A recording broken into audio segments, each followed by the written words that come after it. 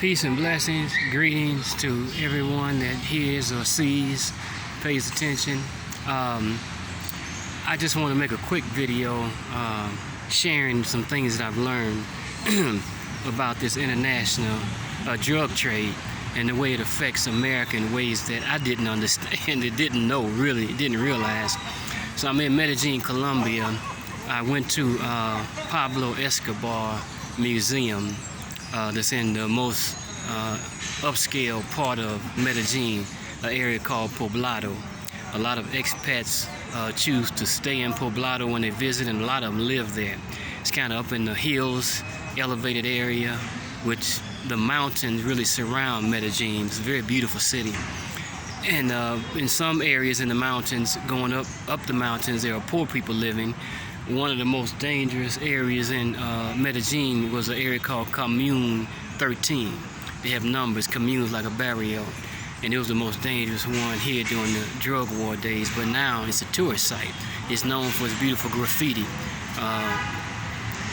I call them murals. They call it graffiti on the walls. Very beautiful. Anyway, so I go to the museum, and the guide, they don't have any, outside the museum, they don't have any lettering, any sign, any posters, anything. Gives you the feeling that there's still some stress. Even though Pablo Escobar has been dead since 1993, there's some controversy and some stress surrounding the idea of him and his memory. Some people here don't like it one doggone bit. Others do, you know. But I learned a lot from being in the museum, taking the guided tour. And then I brought a book called The King, Pablo Escobar, as told by his brother. His brother's one of the few that lived through those terrible days in the 80s and the 90s. They had a real war here. Medellin was the most dangerous city in the world in the 80s and the early 90s. I mean, they were blowing up buildings, they were blowing up cars, they were killing politicians, killing judges, killing lawyers, killing accountants, killing family members. But here's the deal. It was never just Pablo Escobar. He's the name that the world knows. Forbes magazine had him listed as the 7th richest person in the world. And his brother, according to him, he said they couldn't count all of his money, so they really didn't know. Probably had more than that. He was one of the richest people on the planet, according to Forbes magazine. But it wasn't just him. There were a whole group of people associated with him in Colombia, in Medellin particularly, and all of them were billionaires. Yeah, not millionaires, they were billionaires. But it wasn't just Medellin. They had all the notoriety and the history, but Cali in Colombia. Cali is a city closer to the ocean. I forget if it's the Atlantic or the Pacific, not the Pacific. What's the ocean by Jamaica? Anyway, Cali, Colombia. Cartagena is another city, but Cali had a notorious cartel, and there's other people that were involved. Just like today, we get the idea that the guy from Mexico that's in Florence, Colorado, in prison in the U.S., they extradited him, El Chapo. He was made out to be the bad man and the one who was responsible for all the crime, anarchy, murder, and drugs coming into America. Well, he's been in prison in America, and the drugs never stopped flowing. Same way with Pablo Escobar. They made so much money that they lost 10% of it a year due to erosion. Hid and stashed everywhere. The rats ate a lot of it, but they were getting billions. My point is this. I just didn't realize. The guy at the museum told me, and I thought about it since then, and I put it together with some other stuff that I've read. Well, one reason Escobar came under the magnifying glass and became such a notorious figure culturally, internationally, and in the news, he decided to run for the government. He wanted to be president, and he got elected to a government office in Bogota. And when he got elected, then he came under the spotlight, and his criminal activities came to the light, which a lot of them were criminals here, not just him, even politicians. But what I wanted to say about him also, I don't want to lose track of what I'm saying. He helped a lot of people here, from what the book said. Poor people loved him and still love him. He built whole neighborhoods. They have an area not too far from El Poblado called Escobar. Pablo Escobar. It's a neighborhood. He built the whole area. He came there, saw it was a trash dump and how bad the poor people were living. He cleaned it all up, built new houses, and gave it to the poor people for free. He did a whole lot of stuff like that. College education, paid people's bills, did a whole lot. I'm saying it's more than one side to the coin. So with the guy in Florence, Colorado, I don't want to drift too far, but the guy in Florence from Mexico, I was in Tijuana, and it's today what Medellin was in the 80s, the most dangerous city in the world. All the killing that was going on here, bombings and murders and all kind of stuff. Well, according to the book, a lot of it wasn't just the Pablo, it was Cali cartel, it was the other hired killers, it was police, it was military, a whole lot of people. But I guess my point is, here's what I'm really getting to. The guy at the museum told me, he said they was after Pablo because of his involvement in politics, and then the DEA and the feds in the U.S. was after him because he was draining America of money. You hear me?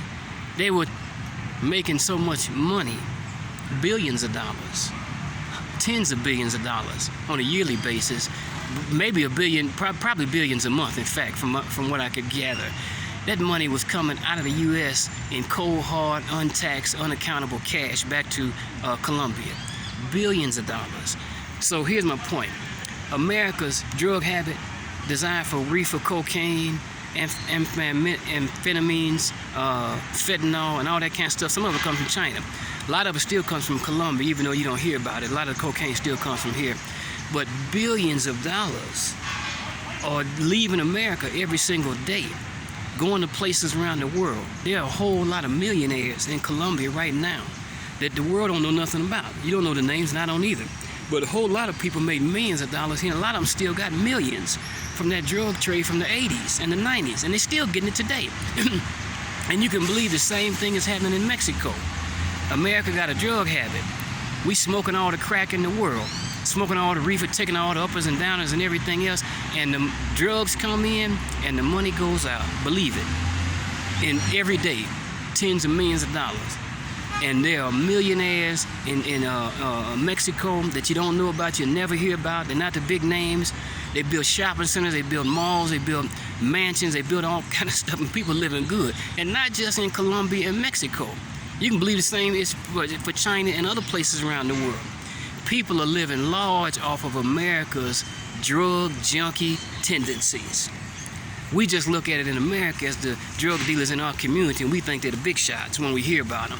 And some of them are kind of big for the neighborhood, but it ain't really big. And I don't know, not when you really understand it on an international level. I'm just saying this because I didn't know it, and I'm just putting it together, realizing it from the museum, from the book, from paying attention, from living in these different places. These people are becoming multi-millionaires, and there's too many of them to count. Most of them you never hear about, because a lot of them are associated with this drug trafficking that are not dope dealers. They're bankers, they're accountants, they're business people. They're people that do one or two favors, make one or two runs, and they get so much money that it's obscene. So these places are looking good. They're building, it's a lot of money where I'm at here. I'm in an area called La Rallas. And everybody here tell you it's a lot of money here. And a lot of it came from Pablo Escobar days. The money's still here. The buildings are still here. The prosperity is still here. Everybody don't have it. It's not always shared. But it's due to America's drug habits. Oh my God, it's a mess. I had no idea. It's tens of millions of dollars, unmarked, unaccounted for, cold hard cash, leaving America every day, which leaves America poor, not only in a more dangerous, precarious state because of the drug addiction, but leaves the economy faltering because money's going out unaccounted for, tens of millions every day. I was in Tijuana in 2019. I don't think I ever do that again, because they killed there like, you know, Detroit's like kitty land. A playground for real. In Baltimore and Chicago, ain't nothing compared to what's happening in Tijuana right now, 2021. So much killing every single day. But they told me when I was there, when a guy real close to me got murdered and set on fire, they said that there are people who don't consider themselves involved in the drug trade in Tijuana and in Mexico. All they do, they don't touch no drugs. They don't even deal with the drug dealers. All they do is come back over their border every day from California and from Juarez, from New Mexico and other places, but most of it through Tijuana with money, drug money. They don't touch the drugs. They just pick up suitcases and packages and other stuff filled with money every single day, 365 days a year, bringing money over the border from the U.S. to Mexico.